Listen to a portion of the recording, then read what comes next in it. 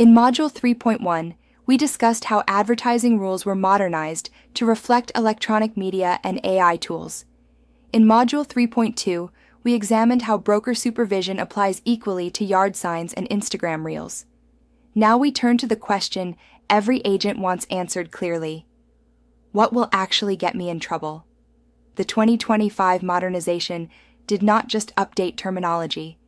It sharpened the lines around what is clearly prohibited. And as we have said throughout this course, when lines are clearer, discipline becomes easier. Let's walk through 3 areas where the boundaries are now unmistakable. Misleading AI renderings. AI is powerful. It can transform dull listing photos into magazine-quality images.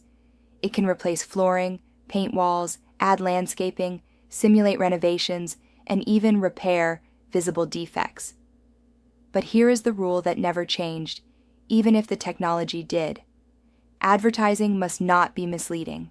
The modernization clarified that electronic and digitally altered media fall within advertising standards.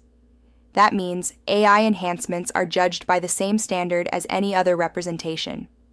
Let's explore a few real-world examples. Scenario 1. You digitally stage an empty home. That is acceptable if the staging does not misrepresent permanent features. Most consumers understand virtual furniture. Scenario 2. You digitally replace damaged shingles on the roof to make the property appear in better condition. You do not disclose the alteration. Now we have a problem. That alteration affects a material feature of the property. A buyer could rely on the image when deciding to make an offer. Scenario 3. You use AI to widen rooms slightly to make them appear more spacious. No disclosure is made. That may constitute misrepresentation. The key distinction is between enhancement and deception. Enhancement improves presentation without altering reality. Deception changes reality. Under ARS, paragraph 32(2)(153, misrepresentation is grounds for discipline. The updated rules simply ensure AI tools cannot be used as a shield. Remember this phrase: if the image shows something that does not exist and is not disclosed, it creates risk. Technology evolves. The duty of honesty does not. Incomplete brokerage identification. Now let's talk about one of the most common advertising violations in Arizona: brokerage identification. The rule has long required that the brokerage name be displayed clearly and conspicuously in advertising. What has changed is the clarity around electronic platforms. It does not matter whether the advertisement appears on a yard sign, a team website, a Facebook reel, a LinkedIn post, a YouTube channel, a paid Google ad. If it promotes licensed activity, the brokerage must be properly identified. Let's make this practical. You are part of the elite home group. Your team logo is bold and prominent. The brokerage name appears in faint font in the lower corner or only in your profile bio. The question regulators ask is simple: is the brokerage identification clear and conspicuous? If the consumer must search for it, zoom in, or scroll elsewhere to find it, that may not satisfy the rule. Here's another scenario. An agent posts, "Call me to sell your home fast. DM me for details." No brokerage name appears anywhere in the post. That is regulated advertising. And it likely violates Article 5. The modernization eliminates the argument that it was just a personal page. If you are promoting real estate services, you are advertising as a licensee. Clarity has replaced platform-based excuses. Unauthorized occupancy advertising.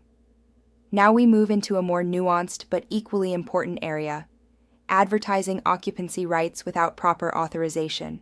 Arizona rules prohibit allowing occupancy of property without proper written authorization from the owner. The modernization reinforced expectations around possession and occupancy communications. Here is where advertising intersects with conduct. Imagine you post, "Move in before closing, seller flexible." But there is no written agreement permitting pre-possession. That advertisement may encourage conduct that violates professional standards. Or consider this scenario. You advertise a property as Available for immediate move-in when the seller has not authorized early occupancy or when tenant rights still exist. Advertising must reflect legal reality. Occupancy is not a marketing slogan, it is a legal status. Under Article 11, licensees must exercise reasonable care and not permit occupancy without proper authorization. Advertising that suggests otherwise can create both advertising and conduct violations. This is where modernization and supervision overlap again. If an agent advertises early move-in terms without proper agreements, both the agent and broker may face scrutiny. And because electronic posts are easily archived, the advertisement becomes evidence. How these prohibitions connect together. Let's create a composite example to see how quickly exposure can multiply.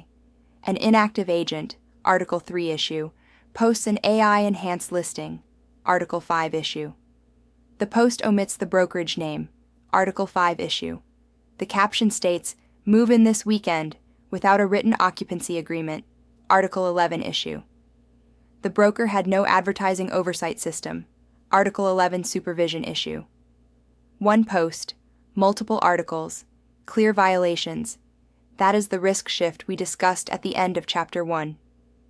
Less ambiguity equals easier discipline. A practical test. Before you post. Before publishing advertising in 2025, ask yourself, does this image reflect reality? Is the brokerage name clearly visible? Am I suggesting occupancy or rights that are not legally secured?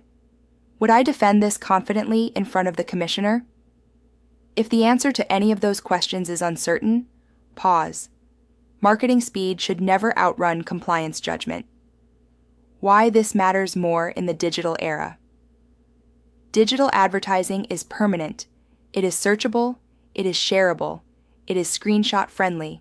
A yard sign can be removed. A social media post can be copied, forwarded, and archived. The modernization of Article 5 reflects this permanence.